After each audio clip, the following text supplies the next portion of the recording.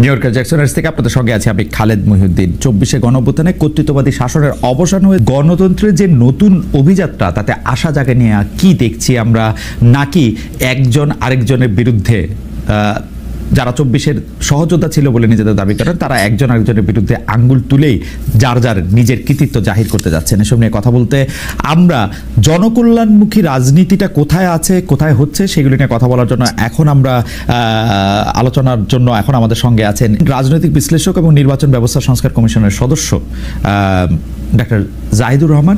Doctor Zahidur Rahman, আপনি আপনার ব্যস্ততার মধ্যে আমাদের সময় দিয়েছেন, সেজন্য আমাদের শুভেচ্ছা এবং কৃতজ্ঞতা জানাবেন। আমাদের সাথে আরো থাকছেন বিএনপির আন্তর্জাতিক বিষয়ক সহ সম্পাদক রুমিন ফারানা, ব্যারিস্টার রুমিন ফারানা। আপনাকে আমাদের স্বাগত জানাই এবং আপনি আমাদের সাথে থাকছেন এবং সময় দিয়েছেন, সেজন্য আপনিও আমাদের কৃতজ্ঞতা জানবেন।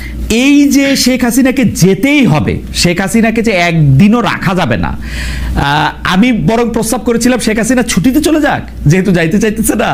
এইটা নিয়েও ডক্টর জাহেদ আলাদা অনুষ্ঠান বানাইছেন যে খালেদ মহিউদ্দিনের এই কথা বলার এখতিয়ারই কোত্থেকে আসলো, মানে হি ওয়াজ সো এবং আমি কার টাকা খাচ্ছি, হাসিনাকে রক্ষা করতে চাচ্ছি কিনা, এরকম ইঙ্গিত তিনি দিয়েছেন। হি ওয়াজ দ্যাট সিরিয়াস। কিন্তু এখন ডক্টর জাহেদের মানে হাসিনাকে তো যেতেই হইতো, কিন্তু যেই পথে গেছে সেই পথ, এটা নিয়ে একটু আপনাদের কথা আমি একটু শুনতে চাই। তারা যে আন্দোলনটা করতেছে সেটা একটা চাকরিকে ঘিরা না, 2019 সালের পর থেকে তারা সংগঠিত হইতেছে।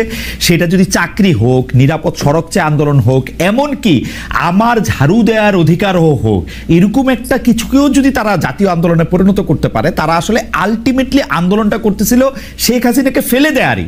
এতে তাদের সবচেয়ে বেশি সহায়তা করছে শেখ হাসিনা নিজে কিছু গুরুত্বপূর্ণ সিদ্ধান্ত নিয়ে, যেগুলিতে তাদেরকে আসলে সাহায্য করা হয়েছে তাদেরকে।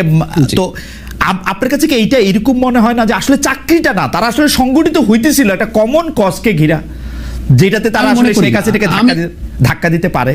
আমি মনে করি না। তাদের অনেকের ভেতরে এই ইচ্ছা ছিল না তা বলছি না। আমি আমার রিটেন ডকুমেন্ট আছে, আমি অনেকগুলো কলামে এটা লিখেছি, আমি আমার ভিডিওতে বলেছি। আমি বাংলাদেশের তিউনিসিয়া মডেলের একটা ঘটনা ঘটবে, আমি সেটা একদম ক্লিয়ারলি বলেছি।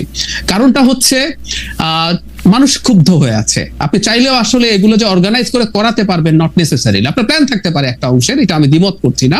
কিন্তু আসলে এটা হোক বা অন্য কারো নেতৃত্বে, ধরলাম ওরা না, অন্য কেউ সামনে আছে, মানুষ যদি সামহাউ এটা ট্রাস্ট করতে পারতো যে এটা হবে, এবং শেখ হাসিনার ওই ব্রুটালিটি যদি যোগ না হতো, অন্য ক্ষেত্রে যদি হতো তাহলে অন্য কেউ করলে এটা হবে। মানে বুয়াজিজির আগুন দেওয়ার ঘটনায় আসলে কি হয়েছিল, সমাজে বছরের পর বছর যে ক্ষুব্ধতা মানুষের মধ্যে তৈরি হয়েছিল সে আসলে নেমে গেছে। ঠিক এই ঘটনা ঘটেছে। সুতরাং এটা তাদের কারো চিন্তা থাকতে পারে, কিন্তু তারা পরিকল্পনা করে এমন একটা কিছু ঘটাতে পারবে, কারণ এর মধ্যে শেখ হাসিনার অনেকগুলো কাজ, শুধুমাত্র তার একটা উক্তি না। যেমন ধরুন, আমি প্রায় বলি 16 তারিখ যদি সাইদ মারা না যেত এবং সেটা যদি ভিডিও না থাকতো, আমি এটা একটু যোগ করতে চাই। ধরুন আমরা একটা বর্ণনা পড়লাম যে একজন নিরস্ত্র তরুণকে পুলিশ গুলি করে হত্যা করেছে, তার দুহাত প্রসারিত ছিল, কিছু আসতো যেত না আমাদের কাছে হয়তো, আর বাকি 5টার মৃত্যু হতো। 5টা মৃত্যু বিরাট সংখ্যা, কিন্তু সাইদের ভিডিওটা আমরা যখন দেখলাম, একটা ফাঁকা জায়গায় দাঁড়িয়ে একজন তরুণ এই করছে, পৃথিবীর নড়ে গেছে। আমি ভারতের মিডিয়াকে দেখছি, তখনও ভারতের মিডিয়া অবাক হচ্ছে যে কিভাবে এই ঘটনা বাংলাদেশে ঘটতে পারে। সো এই ঘটনাগুলো সব যুক্ত হয়েছে, সেজন্য কোনো পরিকল্পনা করে আসলে এটা হওয়া সম্ভব ছিল না, কারো চিন্তা হয়তো ছিল। কিন্তু ওই যে বললাম যে আমাদের মধ্যে বছরের পর বছর যেহেতু ক্ষুব্ধতা তৈরি হয়েছিল, বারুদ তৈরি হচ্ছিল, একটা ট্রিগারিং কোনো না কোনো পয়েন্টে। আপনি কিছুদিন আগে আমাকে একটা শোতে ভয়েস অফ আমেরিকাতে আমার একটা ইন্টারভিউ 1 জানুয়ারি কোট করেছিলেন যে 1 বছরের বেশি টিকবে না, এরকম একটা মন্তব্য।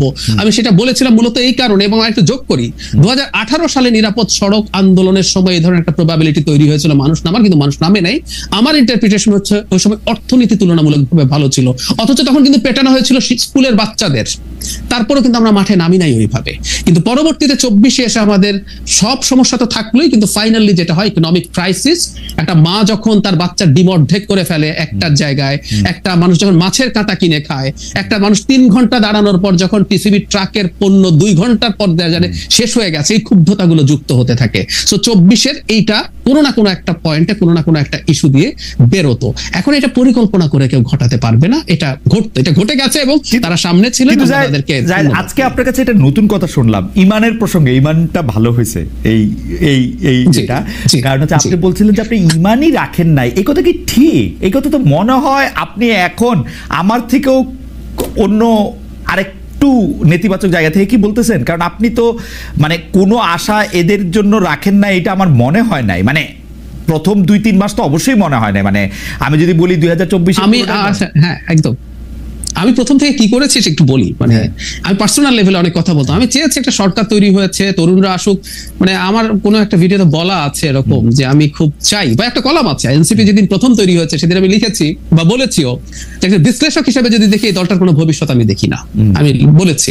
কিন্তু আমার ভেতরে চাওয়া হচ্ছে এনসিপি অসাধারণ দল হিসাবে গড়ে উঠুক, কারণ বাংলাদেশে আমি যেহেতু একজন সেন্ট্রিস্ট মানুষ, বা আমি আমাকে সোশ্যাল ডেমোক্রেট হিসাবে পরিচয় দিতে পছন্দ করি, বাংলাদেশে বিএনপির বিকল্প হিসাবে একটা ইসলামিস্ট ফোর্স প্রধান শক্তিতে পরিণত হোক। কিন্তু ডক্টর রহমান, এইখানে আমার একটা অবজারভেশন আছে আপনার নিয়ে, সেইটা হচ্ছে যে আপনি কিন্তু একটা ভালো এনসিপি চাইছেন। সেই এনসিপিটা কেমন জানেন? এটা ছোটদের বিএনপি, মানে জামাত হবে না, অনেক বাম হবে না, কথা শুনবে তো একটা বিএনপি তো আছে, আপনি একটা ছোটদের বিএনপি তো চাইছেন মনে হয়, সেই জন্য এনসিপিটা আপনার খুব বেশি ভালো লাগে নাই আমার মনে হয়। আমি খুব ছোট, আমি বলি আমার কথা, আমার খুব ছোটদের বিএনপি না চেয়েছি তাও না।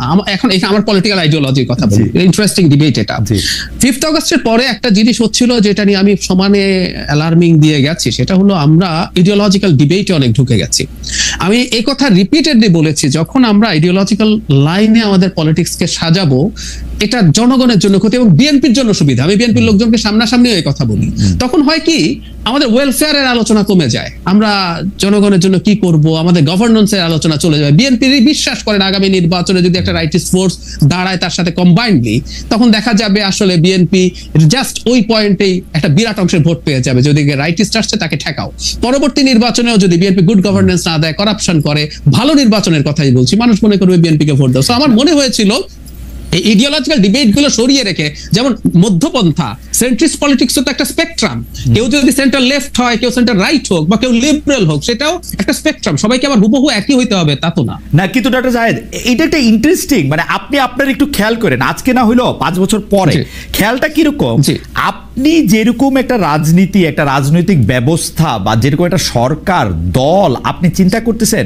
হয় না সব রাস্তায় রোমের দিকে যায়, আপনার সব যুক্তি কেন জানি মানে বিএনপির দিকেই যাইতেছে।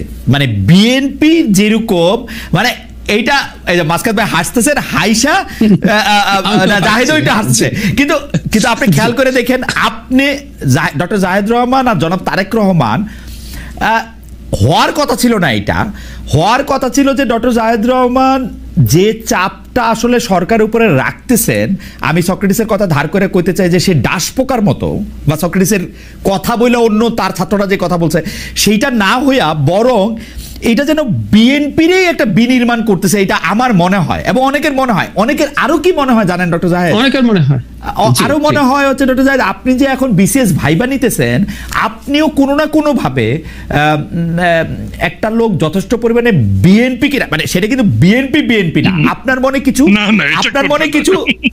কিছু প্যারামিটার আছে। সেই প্যারামিটারটা হচ্ছে যে আপনি কি যথেষ্ট পরিমাণ ডানপন্থী, আপনি কি মৌলবাদী, আপনি কি যথেষ্ট পরিমাণ বামপন্থী, আপনি কি আওয়ামী লীগের প্রতি সফট, এগুলি বাদ দিয়া এটা ভালো, মানে এটা হিজবুত তাহরির না, মানে হিলফুল ফজলে চড়া ভালো ছাত্রের একটা বিএনপির খোঁজে আপনি আছেন কিনা ডক্টর জাহেদ? এটা আপনি একটু আমার একটু 1-2 কথা যদি বলেন, আমি একটু মাসকাত ভাইয়ের কাছে যাই। না, হ্যাঁ বলবো নিশ্চয়ই। আমি একদম প্রকাশ্যে একটা কথা বলেছি, এটা নিয়েও প্রচুর ডিবেট হয়েছে। সেটা হচ্ছে, আমি এরকম একটা কথা বলেছিলাম যে এই মুহূর্তে, বাক্যটা আগে বলি, অনেক পত্রিকা এটার ফটো কাট করে ছেড়ে দিয়েছে, আমার বিস্তারিত কথাটা সেখানে ছিল না, অনেকে পড়েননি, যে এই মুহূর্তে বিএনপি ছাড়া আমাদের কোনো গতি নাই। আমি এটা আবারও এখানে বললাম। কেন বললাম? আমরা দল করতে হবে নট নেসেসারিলি, কিন্তু আমাদের প্রত্যেকের পলিটিক্যাল ইডিওলজি আছে।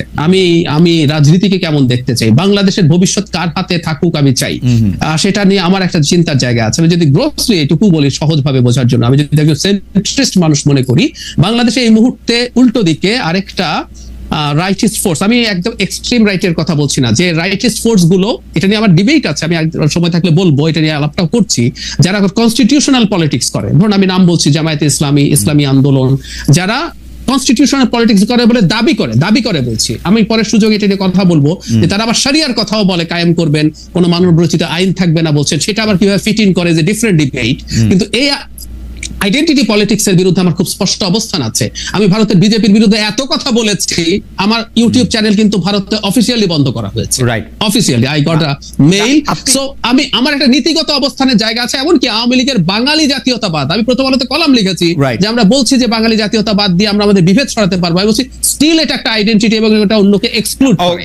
সেই কারণে আমি মনে করছি শর্ট টার্মে আমরা যারা মধ্যপন্থী মানসিকতার মানুষ, সেই কারণে আমার মনে হয় এই বিএনপি ছাড়া শর্ট টার্মে একটা অল্টারনেটিভ আমি যেরকম চাই তৈরি হওয়ার আগ পর্যন্ত this is the only option আমার মনে হয়। আপনার মধ্যপন্থা এবং বিএনপি নিয়ে মানে এটা হয় কি মানে ঠিক টেলিভিশন লাইভ আলোচনার বাদে আমরা যদি দর্শকদের উপস্থিতিতে এইটা নিয়ে আমার আপনার এই স্পেসিফিক কিছু কথা বলার আছে, আপনারই শুধু না, মানে বিএনপি মধ্যপন্থা দল কিনা, বিএনপি আসলে বাংলাদেশকে কোথায় নিয়ে যাবো, একটা মধ্যপন্থা দলের বাংলাদেশে প্রয়োজনীয়তা এবং এটা নেতৃত্ব আসলে বিএনপি দিতেছে কিনা, কেন এনসিপি এর থেকে দূরে সরতেছে, আমাদের কখনো সুযোগ হলে আমরা একটা দর্শকদের মানে একটা থিয়েটার, আমি খুব আগ্রহী এটা নিয়ে আমার কিছু প্রশ্ন আছে। আমি একটু মাঝখানে আপনারও মন্ত্রী হওয়ার একটা সম্ভাবনা দেখা যাচ্ছে। আচ্ছা আচ্ছা, হ্যাঁ, জনাব নাঈম মিয়া মনে করতেছেন এটা, জনাব তারেক রহমান একদম। আচ্ছা, আরেকটা ব্যাপার হলো মানে মাসকাওয়াত ভাইয়ের মতো অনেক বেশি, আমার চাইতে অনেক বেশি চোখা মানুষ এনসিপির সাথে কানেক্টেড আছেন। উনি রেগুলারলি খুবই ডিলিজেন্টলি অসাধারণ সব গাইডলাইন দিয়ে যাচ্ছেন। আমি এখন একটু আসি আপনার সাথে, আপনি যেটা বললেন যে এখানে না থাকা আমরা ঐতিহাসিক দায়িত্ব পালন করেছে কিনা, এই প্রশ্নগুলো আসলে আছে। মানে এখন ধরুন আমি এইভাবে যদি সরিয়ে রাখি, আমি তাদের সাথে এই দলের সাথে উপদেষ্টা হিসেবে বা তাদের সাথে কাজ করা একটা জায়গা, কিন্তু আমি এখন বাইরে থেকে যা করছি এটাও কি কাজ করা না? খেয়াল করুন সমস্যাটা কোন জায়গায় হয়। আমি আপনাকে বলে দিতে পারি, আমি আমার প্রাইভেট চ্যানেলে যখনই জামায়াতে ইসলামীকে নিয়ে কোনো সমালোচনা করব, আপনি নিশ্চিত থাকুন ওখানে প্রচন্ড গালিগালাজ থাকবে। আমি আমার কমেন্ট বক্স কোনো বন্ধ করি না, ফিল্টারও করি না। আমি চাইলে ফিল্টার করতে পারি, আই ডোন্ট ডু দ্যাট, এটা একদম অবারিত আছে। আমি এনসিপি কে নিয়ে যখন কথা বলবো তখন ওখানেও একই রকম অ্যাটিটিউড। এটা তো শুধু জুলাই আগস্ট না,